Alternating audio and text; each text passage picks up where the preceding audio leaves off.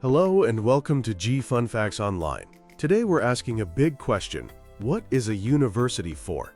Is it just a place for lectures, research papers, and late-night study sessions? Or is it something more? We're going to explore how universities are transforming from ivory towers into powerful engines for their local communities, becoming what experts call anchor institutions. These are place-based organizations with a deep, vested interest in the health and prosperity of the region around them.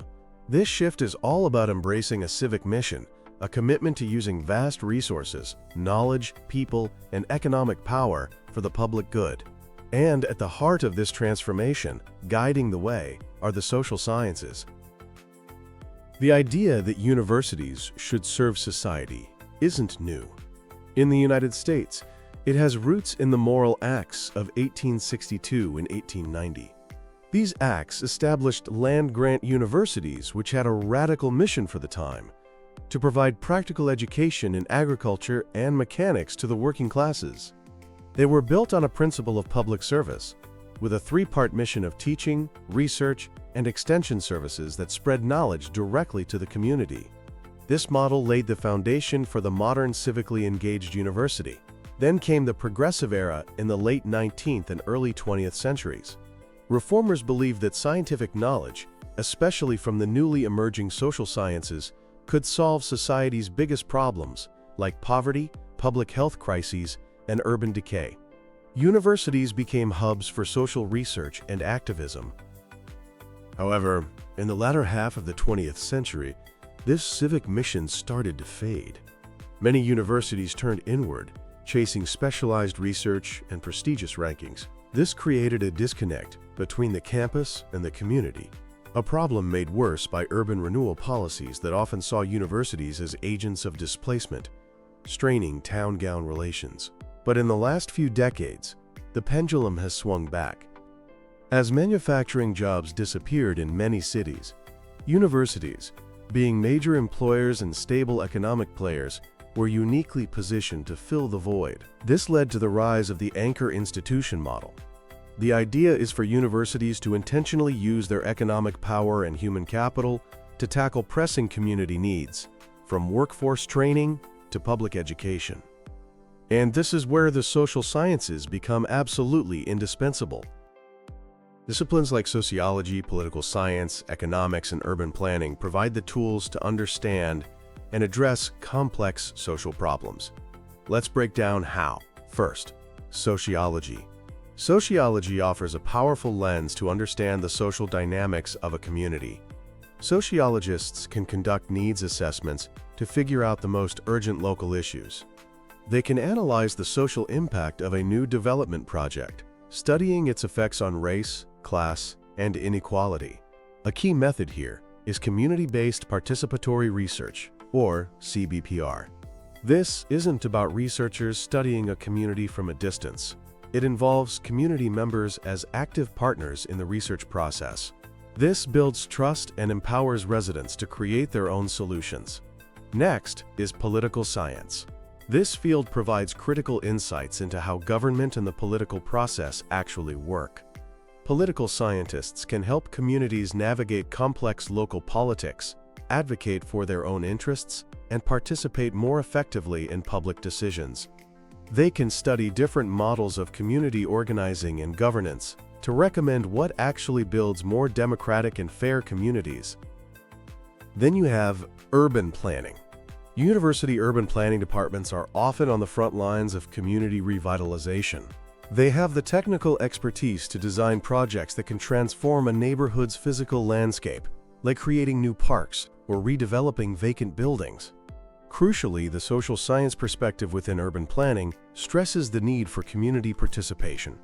This ensures that development projects reflect what residents actually want and need, helping to avoid the common pitfalls of gentrification and displacement. Finally, let's talk economics. University economics departments can be a huge asset for local economic development. Economists can conduct impact studies to measure how university spending affects the local economy. They can identify opportunities for new businesses and help design strategies to create jobs and build wealth within the community, providing data-driven insights into which economic strategies work and which don't. This all sounds great in theory, but what does it look like in practice? Let's look at some real-world case studies. The University of Pennsylvania, or Penn, is considered a pioneer in the anchor institution movement. In the mid-1990s, Penn was located in a declining neighborhood with a very strained relationship with the West Philadelphia community. In response, it launched the West Philadelphia Initiatives, a massive effort to revitalize the area. This included everything from improving public schools and safety to promoting local businesses and affordable housing. A key part of this strategy was the Netter Center for Community Partnerships, which connects Penn's academic resources with community needs. It supports hundreds of community service courses and university-assisted community schools. The results have been significant, with measurable increases in median household income and decreases in the poverty rate in the area. However, the Penn story also reveals the complexities. Critics argue that these initiatives have fueled gentrification, driving up property values and displacing long-time, lower-income residents. This raises a crucial question: who really benefits from university-driven development? A similar story can be found at the University of Chicago and its relationship with the surrounding South Side neighborhoods. In recent years, the university has made a major effort to be a more positive force. UChicago Medicine has invested hundreds of millions of dollars in community benefits, including programs to address chronic health issues and prevent violence. The university has also launched initiatives to boost economic opportunity, like supporting local entrepreneurs and committing to hiring more local residents. The annual Southside Science Festival is a great example of connecting the university with local families. But like Penn, the University of Chicago has faced criticism for its role in gentrification.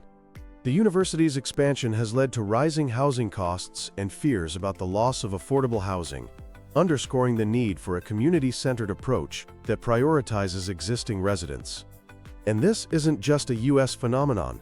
In the UK, universities are creating civic university agreements with their local communities, outlining a shared vision for development.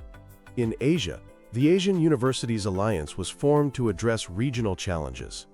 In Africa, universities are partnering with civil society organizations to tackle issues like public health and early childhood development, emphasizing a two-way exchange of knowledge. And in Latin America, universities have a long tradition of social engagement, rooted in a commitment to social justice. While the anchor institution model holds a lot of promise, it's vital to acknowledge the challenges and criticisms. The biggest one, as we've seen, is gentrification and displacement. When universities invest in a neighborhood, property values and rents often rise, pushing out the very people the initiatives were meant to help. This can destroy social networks and erase a neighborhood's cultural identity. Another major challenge is the inherent power imbalance. Universities usually have far more money, influence, and human resources than their community partners. This can create a dynamic where the university's agenda overrides the community's actual needs. True collaboration requires a university to be willing to share power and control. Some scholars even talk about the dark side of community engagement. Not all partnerships are mutually beneficial.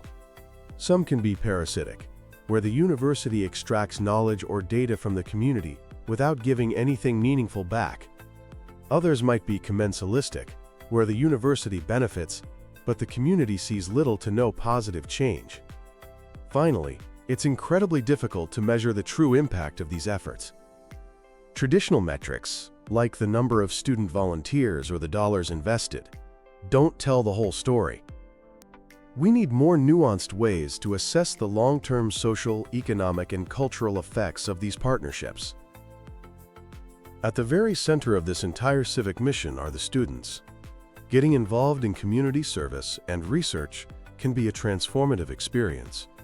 Programs like service learning integrate community service directly into academic courses.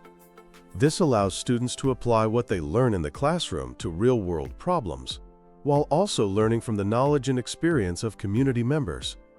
Community-based research takes this further by involving students in collaborative research projects. that are designed to address needs identified by the community itself. There's also a growing trend of student-led community projects. Whether it's starting a community garden or organizing a literacy program, these projects empower students to become agents of change. And the impact lasts a lifetime.